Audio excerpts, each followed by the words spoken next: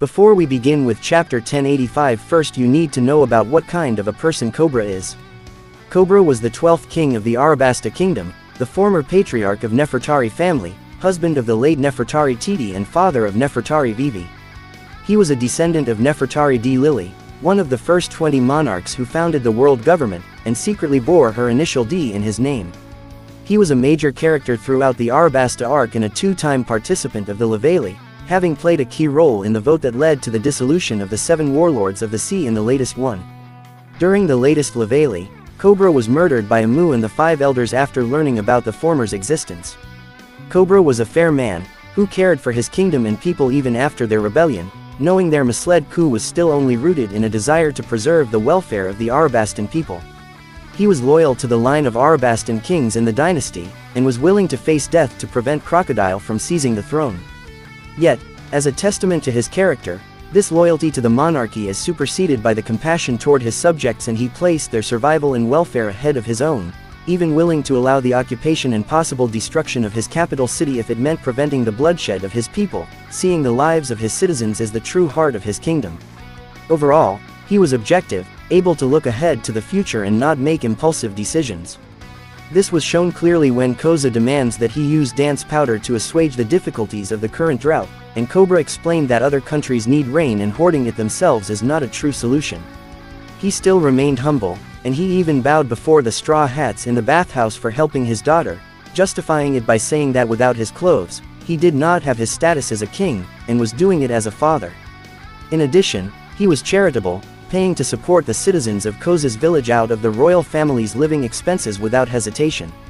He tried to raise his daughter humbly and somewhat as a normal child, as he was not overly upset when another child got into a physical fight with Vivi, as well as letting Vivi simply refer to him as Dad. He let Vivi have a lot of freedom as a child and play with commoner children. However, he still worried a lot about her and often sneaked after her to check if she was doing okay. Like most fathers, he also wanted what he thinks is best for his daughter and tried to persuade Vivi into finding a husband before he passed away from his illness, but Cobra's words fell on deaf ears as Vivi told him to send the suitors away, still wishing to remain a free spirit like the Straw Hats. Vivi also berated her father on using his illness as an excuse for her to marry. He also appeared to have a mischievous side, telling the Straw Hats where the women's baths were so they could peep at Nami and his daughter.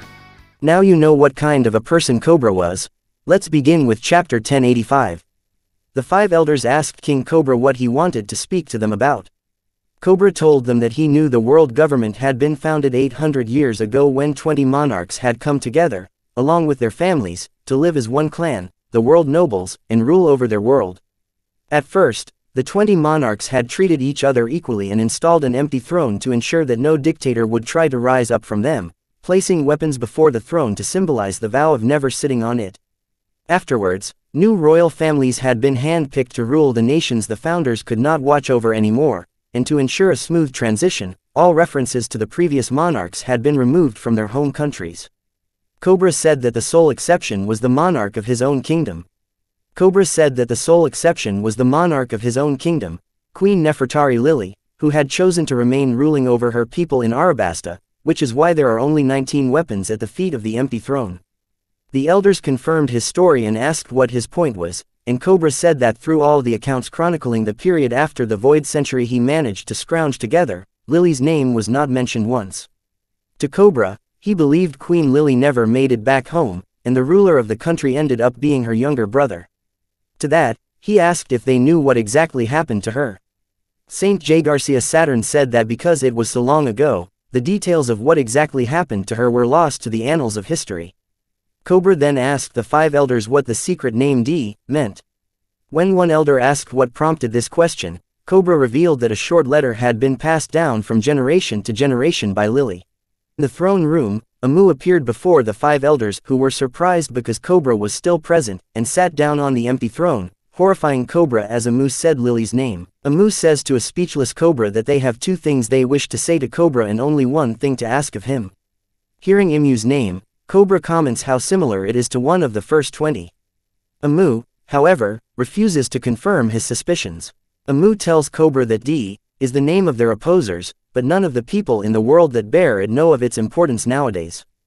Amu says that this recent development's roots goes way back then, which they say is because of a mistake Nefertari Lily made 800 years ago, on par with the scholars of O'Hara investigating the Void Century. Amu says that it was all Lily's fault the poneglyphs were unleashed onto the world, and why pirates used them to search for treasure.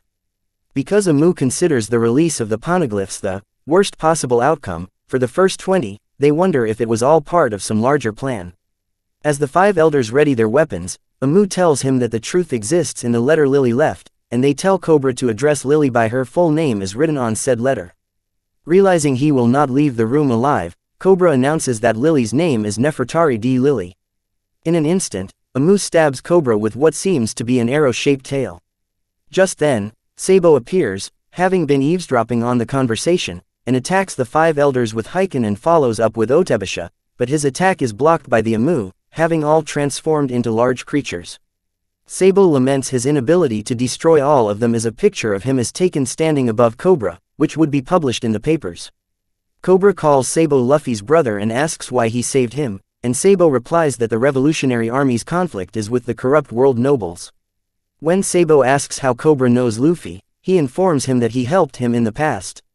Amu and the 5 elders try to attack, so Sabo starts fleeing with Cobra, but he tells him to leave him behind.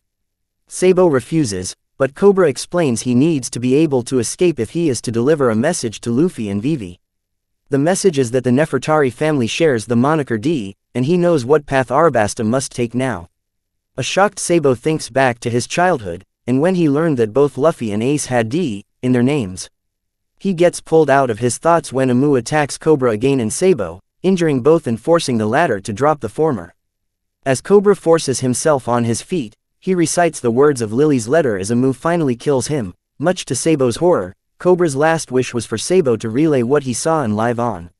Sabo eventually escapes, but the 5 elders' attention is turned to another eavesdropper, which turns out to be Wapol.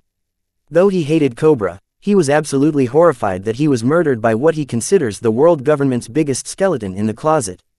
Racked with fear, Wapol books it for his life.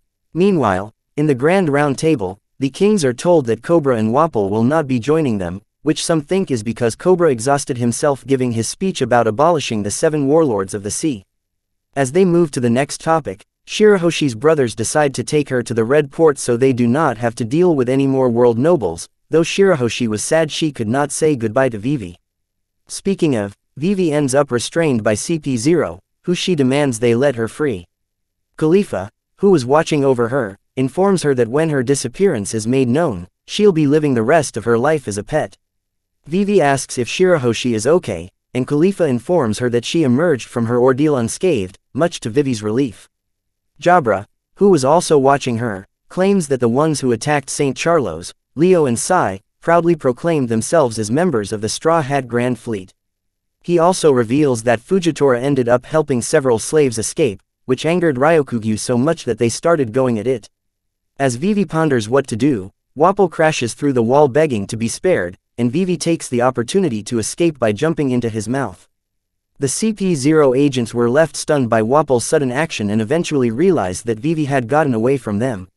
As he runs, Vivi asks him how long he plans on running, and he says he will run to the edge of the world if he has to. The both of them then cross paths with Cinderella, who comes to believe that Wapol is eloping with Vivi.